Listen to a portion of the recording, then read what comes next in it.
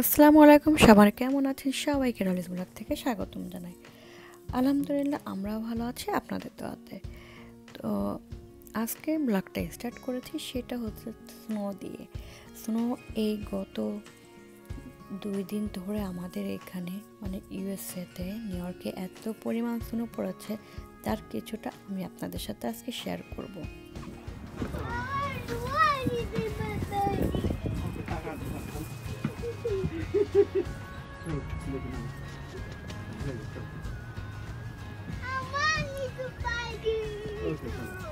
আমার ছোট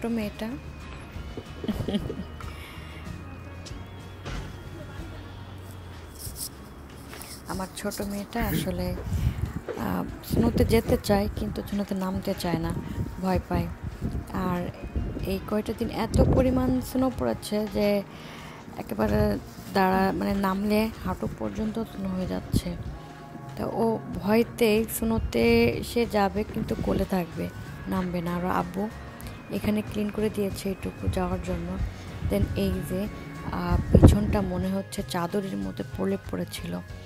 তো এটা আমার বাসার ব্যাকয়ার্ড এবং স্নোতে ভরে মানে কী যে অবস্থা। আমার ছেলে স্নো নিয়ে স্নোম্যান বানানোর চেষ্টায় আছে, আর আমরা ওদেরকে নিয়ে পিছনে চলে গেলাম ব্যাকয়ার্ডে। দেন প্লে করা শুরু করলো। তো আমার মেয়েও আসেনি, আর ছোটোটা তো কান্নাকাটি শুরু করে দিয়েছে। সে স্নোতে আসবে বাট নামবে না। তো এইটুকু ক্লিন করে জাস্ট খেলা করার জন্য ওদের এই জায়গাটুকু রাব্বু রেখে দিয়েছে, এই যে। কিন্তু মেয়েকে রাখতে পারেনি বেশিক্ষণ, কারণ ওর ভাইয়া ওর গায়ে স্নো দিচ্ছে আর ও তো চিল্লাচিল্লি। তো যাই হোক, আমার ছেলে কী করলো, স্নোতে যেয়ে দেখতেই পাচ্ছেন, স্নোতে যেয়ে সে এত পরিমাণ স্নো, তো স্নোতে যেয়ে সে শুয়ে পড়লো স্নোর উপরে। একেবারে সাদা ধবধবে স্নো, এত সুন্দর লাগছে। স্নোতে আসলে ভালো লাগে এখানে প্রতি উইন্টারে। স্নোর এটা সুন্দর, কিন্তু ক্লিন করা অনেক কষ্ট। যখন রাস্তায় চারিদিকে স্নো স্নো হয়ে যায়, দেখতে যেমন সুন্দর লাগে, দেখেন কি সুন্দর দেখতে, কিন্তু অনেক সুন্দর। তো এটা যেহেতু আমার বাসার ব্যাকয়ার্ড, ক্লিন করার চিন্তা ছিল না। ওরা এসে ইচ্ছে মতো প্লে করছে।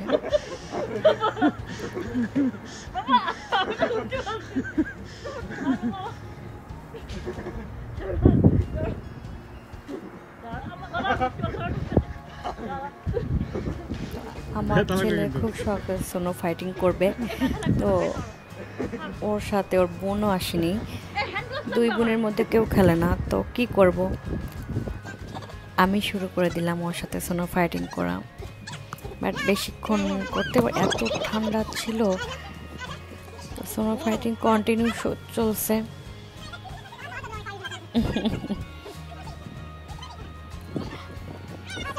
এখনো এমন একটা অবস্থা স্নোতে আমরা, তো আমার পাটা অবভিয়াসলি স্নোর ভিতরে ঢুকে গিয়েছে, আমি আর উঠতে পারছি না।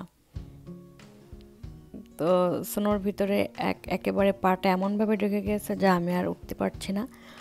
আমার ছেলে ওঠার জন্য হেল্প করলো লাস্টে, কারণ মানে কি বলবো, এই ধর এত স্নো সহজে দেখা যায়নি কত বছরের ভিতরে। পা একেবারে কত প্রলেপ, আমি বলবো 1.5 ফুটের মধ্যে হবে। আর আমার ছেলের কাজ তো গড়াগড়ি দিচ্ছে, স্নোর উপরে খেলছে, মনে হচ্ছে না কি নাকি। তো আমাদের এই ছোট্ট ফাইটিংটা, এবার আমি ফাইটিং শেষ করব, ওর আব্বু আসবে, কারণ তার ফাইটিংয়ের লোক দরকার। সো 2 বোন যেহেতু,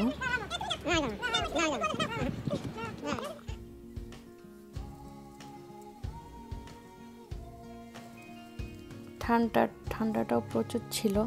তো আব্বুকে পাঠালাম, আমার স্নো ফাইটিং শেষ, এবার তুমি স্নো ফাইট করো ছেলের সাথে। তো আব্বু আর ছেলে 2জন শুরু করলো। কিছুক্ষণ পরে এত ঠান্ডা ছিল, তো চলে এলাম। কিছুক্ষণ পরে ওরা 2জন কিছুক্ষণ ফাইটিং করলো। ওরা বড় স্নো প্লে করলো, কিছুক্ষণ স্নোম্যান বানানোর চেষ্টা করছে, 2জন ফাইট করছে। আসলে বাচ্চাদের সাথে এইভাবে সময় দেওয়াটাও অনেক বড় একটা ব্যাপার, খুব ভালো লাগে। তো আমার মেয়ে আসেনি, কারণ ওরা এত স্নোতে নামতে চায় না, 2 মেয়েই ভয় পায়। আর ছেলেটা যেহেতু একটু বড় হয়ে গেছে, সো ছেলের আর প্রবলেম হয় না। আর ছোট 2জন অনেকে মানে ভয় পায় না, অনেকে মজা করে, বাট ছোট 2জন মজা করতে চায় না। তারা মজা করবে বাট গাড়িতে ঘুরে ঘুরে দেখে, তারা স্নোতে নামতেও চায় না, স্নো ধরতেও চায় না। বাট এটা আমার ছেলে অনেক মিস করে। তো এই আর কি, 2 ছেলে আর বাবা মিলে স্নোম্যান বানাচ্ছে ওখানে। আর এখানের অবস্থা, এখানে সিঁড়ির উপর দিয়ে এমন স্নো পড়তেছে যে দেখতে মনে হয় যে সাদা চাদর বেছানো একটা স্তর নেমে আছে। খুব সুন্দর, আসলে খুব ভালো লাগে।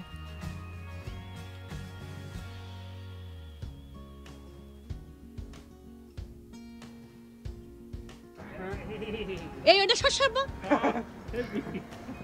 আব্বু, তুমি বল বানাই মারবা না, বল বানাই মারলে হানিছি। দাঁড়া 1 সেকেন্ড।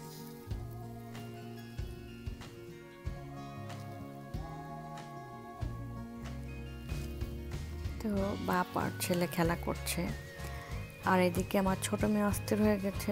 ওরা তো মিস করছে, ওদের আবার বাড়ির সামনে নিয়ে এলাম আমরা। তো আবার বাসায় যেয়ে ওদেরকে নিয়ে ব্যাকের থেকে এখন বাড়ির ফ্রন্টে আসলাম। ফ্রন্টে অনেকটা ক্লিন করে ফেলেছে, যেহেতু গাড়িগুলো পার্কিং করা থাকে, গাড়িগুলো বের করবে অনেকে। তো পাশ দিয়ে অনেক ক্লিন করে ফেলেছে এবং হাঁটা চলার রাস্তাগুলো ক্লিন করে দিয়েছে। তবে স্টিল আমার ছোট মেয়ে কোলের থেকে নামবে না, ও ভয় পায় আসলে অনেক। ও ভাইয়ের কোলে কোলে ঘুরে দেখবে, কিন্তু ওর যখনই নামানো হচ্ছে তখনই সে কান্নাকাটি করছে, খুবই ভয় পায়।